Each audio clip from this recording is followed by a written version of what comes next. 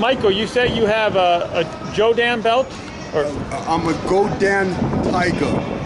a Godan Tiger? Godan, which is a 5th degree black belt in Jeet Kune. So you're a 5th degree black belt. Well, actually, yes. If you go back, I started out as a Shodan Tiger, which is the very first black belt one can achieve. And a few years, 2 years later, I became a Nandan Tiger, which I never thought I would ever pass, except for I had nothing but time and energy. And lots of time to yourself creates perfection when you're left to your own environments in a good environment. So in the future, you're going to be able to show us some of your moves, of course. Yes. Some of we can do some kumite. They don't call it kumite, or well, we could do some kumite. We could do some Wing Chun. We could do some Tai Chi. We could do some karate. We could do some Brazilian Jiu-Jitsu. That's going to be exciting. We name it. I know lots now. Because I do know a lot doesn't make me think that I know much, because I don't ever underestimate or overestimate any person when it comes to any confrontation that has ever happened. But we definitely have a lot to bring some people. Yes.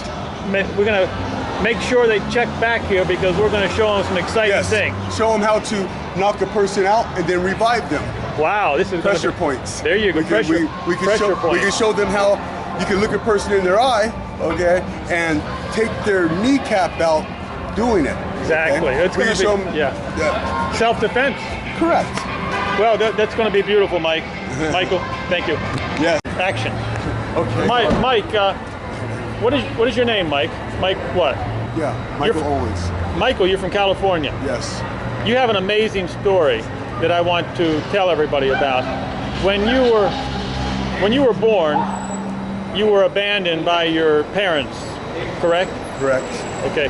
Now remember, I don't know if you call it abandonment. I was actually thrown or fell out of a window, second story window, along with another child, and the other child passed, and then they did not get me back. I was, if you read the manuscripts, it says that I was accidentally tossed or fell out of a window with another child who actually died on the scene. So you were almost abandoned, and you were an orphan. This is the amazing part of the story. A Japanese man who owned a ranch, he took you in, and there was how many other people on this ranch? Well, actually there were several hundred who were on the ranch who had parents and were allowed to go to public school. You could see it clearly through the fence, buses coming and going, things of that nature. But the side of the ranch I lived on, there were only 6 kids there. And you were all orphans? Yes, if that's what so you grew up in a ranch with 5 other orphans. Correct. And this Japanese man, who was also a martial arts expert, a sensei if you will, he raised you on this ranch. Yes. You never went to public school? Never, not one time in my life have I ever even set foot in a public classroom. You were homeschooled on this ranch by a Japanese sensei. Yes. This is an incredible story. Yes. Now you're 49 right now. Yes. So we're going back quite a few years there. And now what city was this ranch in? Colorado. Denver. Oh, this was in Denver, Colorado. Yeah. I thought it was California. No, well, we started out there on one ranch and ended up on the other ranch. So you started off in California, and then you moved to Denver, all in a ranch setting. Right, all in a ranch setting. You learned horses. I learned how to castrate pigs, which I hated and I did not do, if I remember correctly. But, you know, I loved getting up every morning, feeding cows and dealing with horses and hay and cleaning up their, you know, waste and making it all pretty, grooming the horses. I just loved all that. This was all incorporated in your way of life. Right. And how about martial arts? That was incorporated. Yes, I was taught many different aspects and theories from my sensei as far as becoming an expert on every level, from kicking to being attacked by multiple attackers. And this training started when you were like what, 5 or 6 years old? 4 years old. 4 years old, and you left the ranch at when you were 18? Almost 18. Yes. You left. So from the time you were 4 to 18, Yes. you're I can't call him like an adopted father, but he's like a father figure to you. He's training you in martial arts, teaching you how to live the life of on a ranch.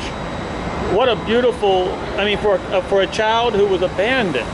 Yes. You could not ask for a much better. As I've gotten older, I definitely realized that. How great. Definitely realized that. As I gotten older, I learned to accept that it's a unique thing, and I should be blessed to be different. You were amazingly blessed, and what I really like about this story is you were kept out of the public school, which actually ruins kids. Oh. You may not realize it. I'm not going to go into my theory on that, but there's quite a big fraction. Quite a big group of people in America today who think the public schools are destroying our children, which they are. You were left out of the public school system, and it's amazing. You turned out to be a wonderful, great person. Thank you. And you can tell, almost 50 years old, the martial arts training, you keep yourself in shape. Thank you. It's a way of life to you. Yes, yes, it's yes. second nature. Oh, yes, yes, You yes. probably eat properly. Yes, yes, You eat yes. properly? Yes. I generally start off with just silence. Meditation. Yes, yes. Yes, that's amazing. Okay. The amazing thing that you told me is that your sensei knew Bruce Lee, right? Yes. And Chuck Norris. Yes. And did they come by the ranch occasionally? I actually think Chuck Norris was at the ranch several times. Several times. I was very young, but I know I remember twice seeing Chuck Norris, and once him shaking my hand. Wow. And of course your sensei told you he knew Bruce Lee, of course. Yes. And now you are a Jeet Kune Do instructor. Yes. Tell me how you got into Jeet Kune Do. Well, that's what my instructor was, my sensei, I should say, which the word sensei means the one who comes before you. So it's like your teacher. Okay, so just let me be sure we got this correctly. Your sensei actually knew Bruce Lee's martial art of Jeet Kune Do. Yes, they actually practiced together, trained together. Chuck Norris and a couple of other people, I might add, which I don't want to go into detail. What an amazing story. You grew up learning Jeet Kune Do. Yes, and I'm an expert in that. And there's not very many people. Yes, I have been taught that because I'm a very humble person because of my spirituality, which I've incorporated and mixed in with the art and all the things I was taught. Sure. And then we started having her friends, children, things of that nature coming over, their parents wanting to know things like 360 pressure points. So you started training friends and family. Yes, yes. Yes. What an amazing story. Not too many people can say that they grew up learning Jeet Kune Do. Yes. I mean, matter of fact, only probably a handful of people. Yes, I'm sure of that. And I cannot get over what a traumatic situation when you came into this life. I mean, what a traumatic situation. You're thrown out the window. Obviously, your parents cannot take care of you.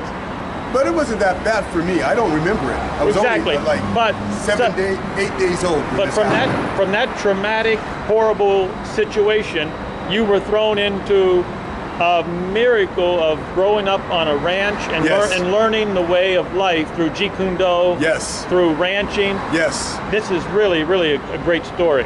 Thank you. Well, do you plan on living in Las Vegas? Do you plan on staying in Vegas? Or? I'll tell you, Vegas to me has become like a heaven on earth. I don't think I would have experienced what's happened to me the last 6 months with where I'm at right now, mentally, physically, or emotionally.